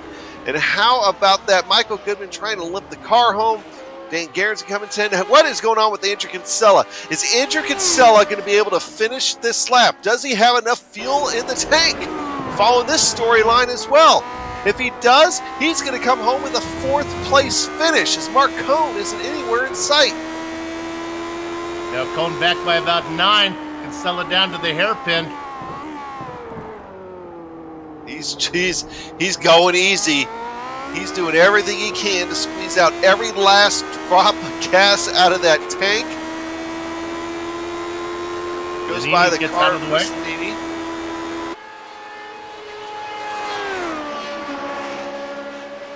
I think he's going to get it, Soup. I think he's going to be able to one-stop this race and come home with a 4th place finish. Definitely one of our biggest movers here today. Up 10 spots from where he started, up 6 spots from where he started in 10th.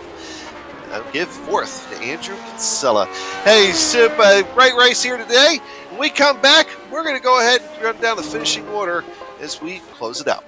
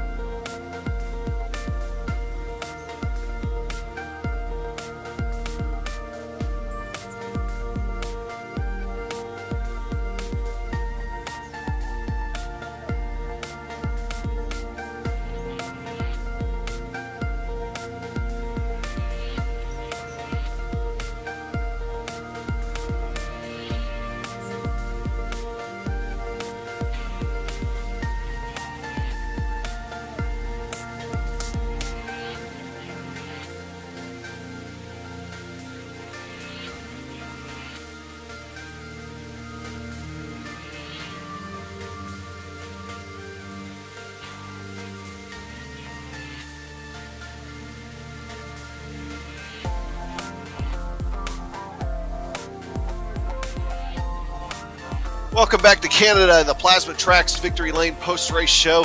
If you're struggling to find something for the person who has everything, do I have the website for you. Plasma-Tracks.com not only produces original racetrack wall art, motorsports trophies, home decor, and motorsport fabrication are also available.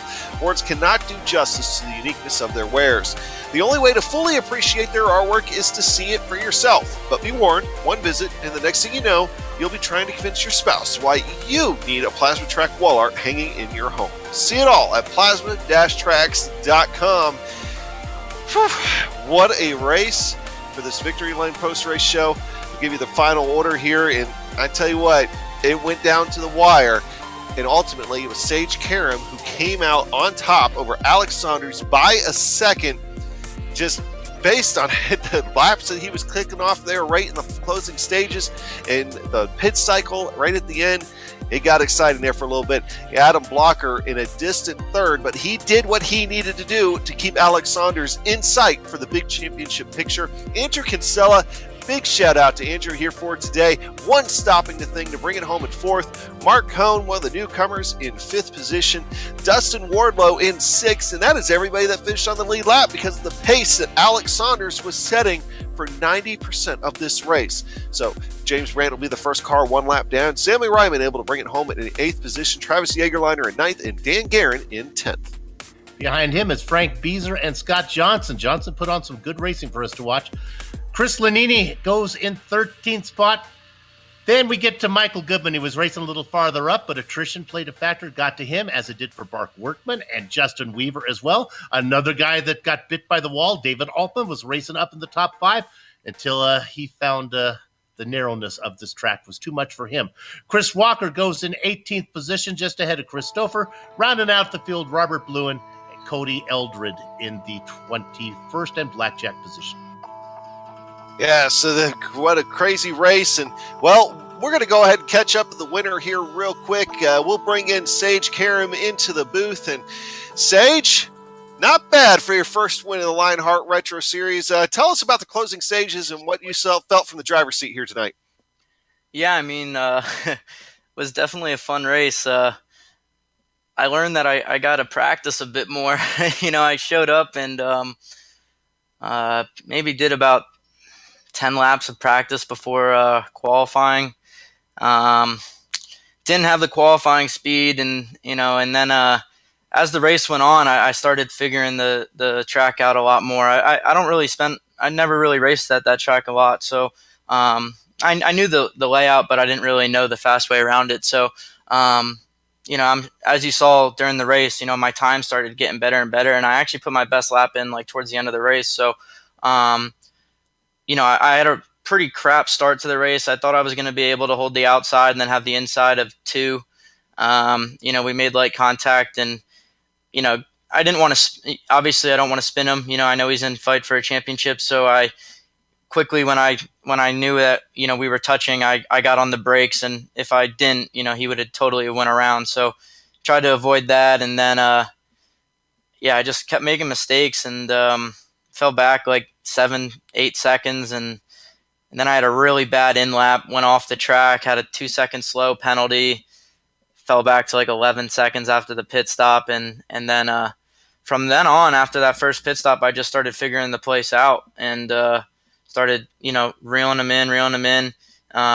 Obviously, if he didn't go off the track, I wouldn't have been able to catch him. I mean, I was catching him, but I wasn't fast enough to actually catch him in the lap. So he made a slight mistake, and that's all I needed. I decided I saw there was about 3 lap cars in front of me, and I figured I'm just going to pit before I get to those guys because they could slow me up about 2 seconds or so. Did an early pit stop, try to get some clear track, and thankfully, it actually worked out.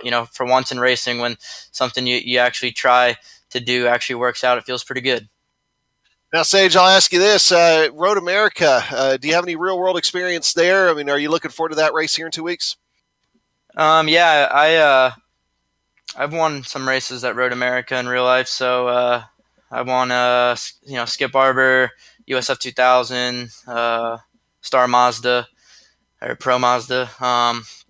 So I know that place pretty good. This car is just tricky. This is a weird car to drive quick. Dan Guerin was just messaging me, and he was like, I don't know how you guys are so quick in this car. And it really is just a really strange car to drive quick on a road course. So, it's a totally different driving style than the IndyCar is. But I really like it. It's a big challenge. I just got to get a little bit more consistent in this car. I haven't really done a lot of races in it. So, just early in that race, I was just making way too many mistakes. And then I kind of got in a groove there at the end. And that's when I started reeling him in a little bit. But Alex was so quick that whole day today.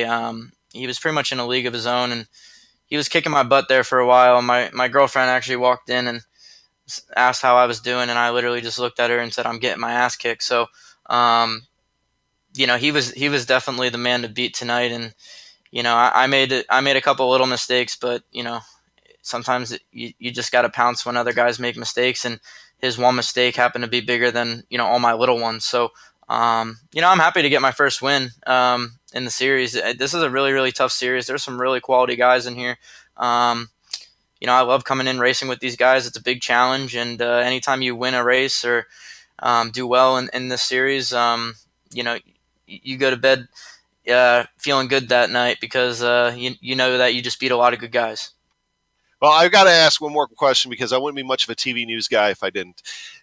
Do you have any plans for 2019 that you can talk about yet? Are we going to see you back in behind IndyCar? Are we going to see you maybe in IMSA? Where are we going to see you in 2019?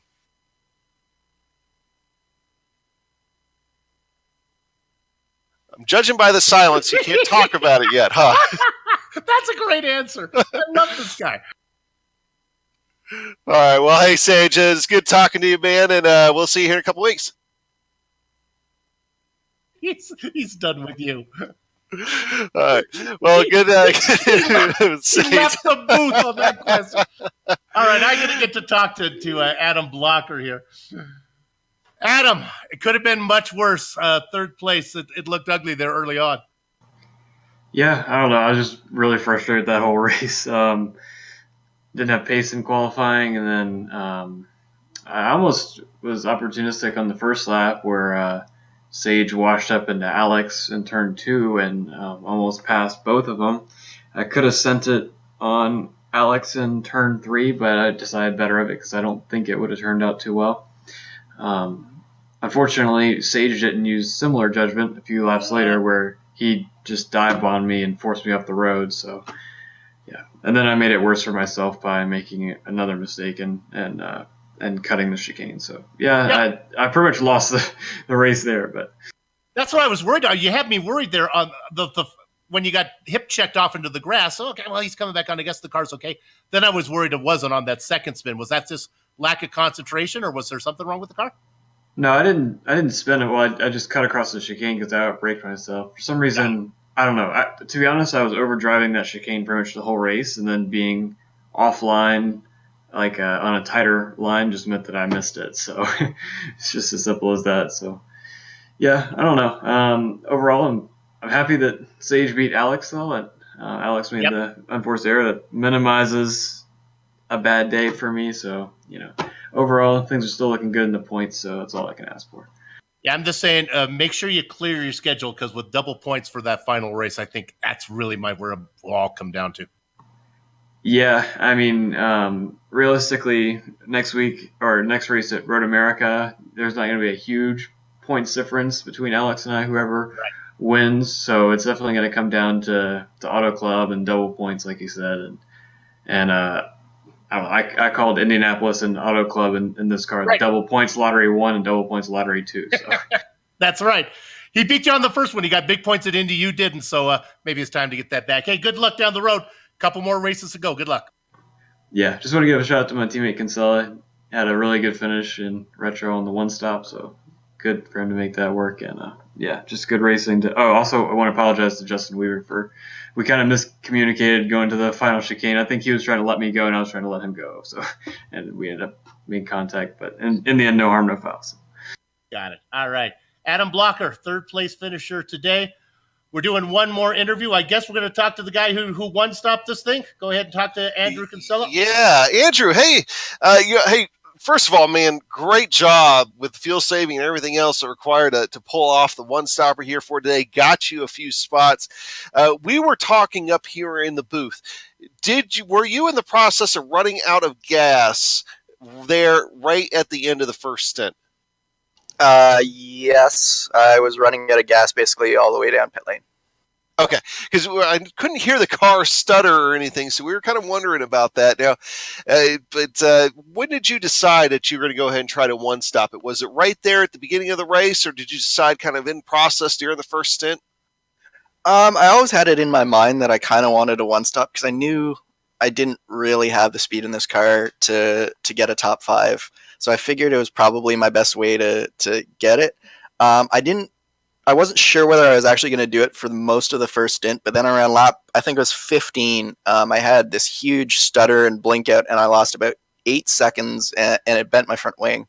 So at that point, I was a little bit slower than I was even before, so I wasn't able to hang on with Goodman or Dustin or anything like that. So I just went all in on fuel saving at that point and managed to stretch out, because even if I was going to do the fuel saving thing, I was going to do 23-24, but I managed to do 24-23, and so I could actually push a little bit harder on that last stint in case I had any quick repairs that I could have gotten done on pit road.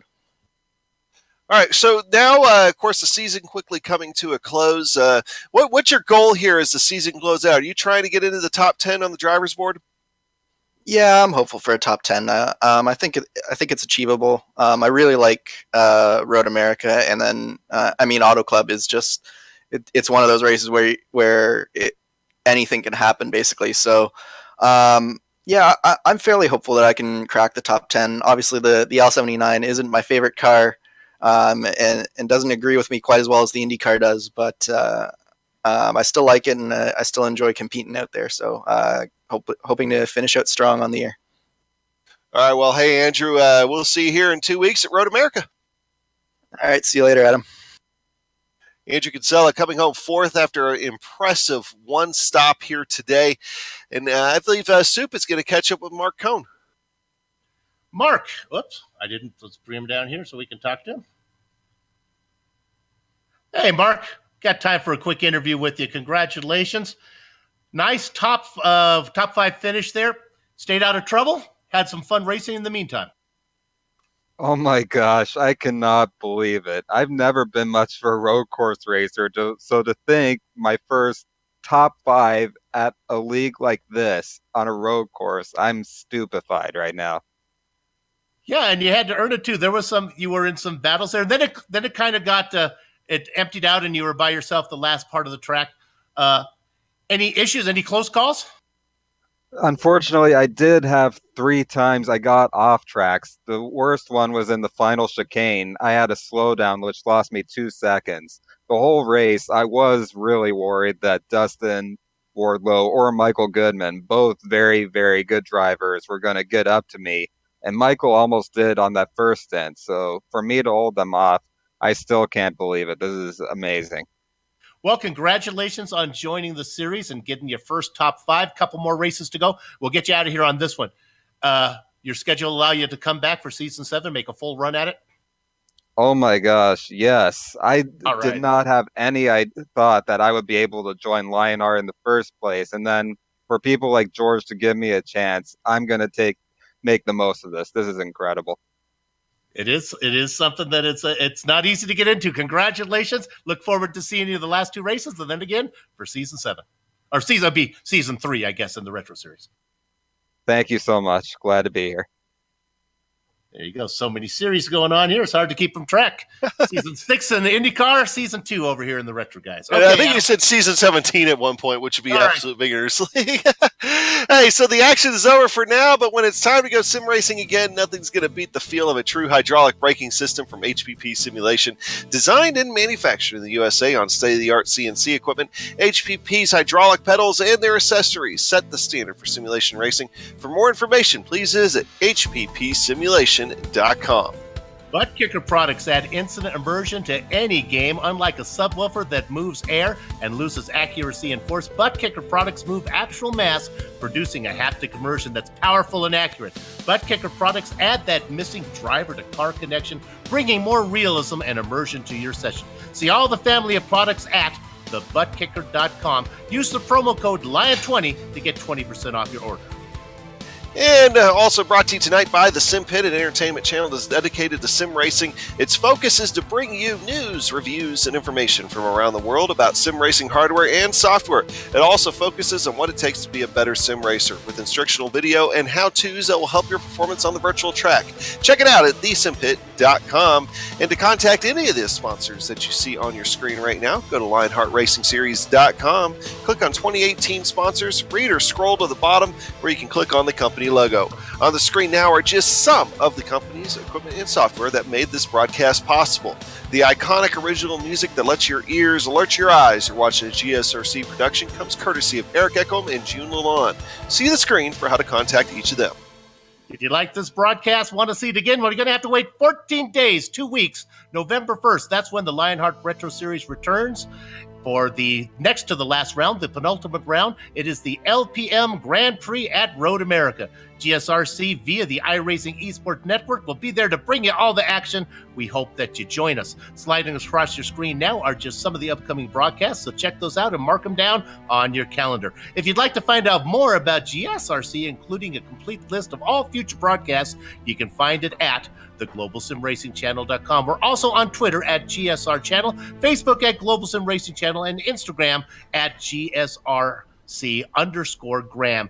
And if you haven't already done so, GSRC, go over to the GSRC YouTube channel and be a subscriber. You can become one by simply hitting and visiting over there and hitting that subscribe button. Adam? Finally, on behalf of the crew, Soup, Amjad, and Dougie, I'd like to thank you, all of you, on the iRacing Esports Network for watching, and we hope you enjoyed the broadcast. So until next time, race clean, race hard, and we'll see you on the track.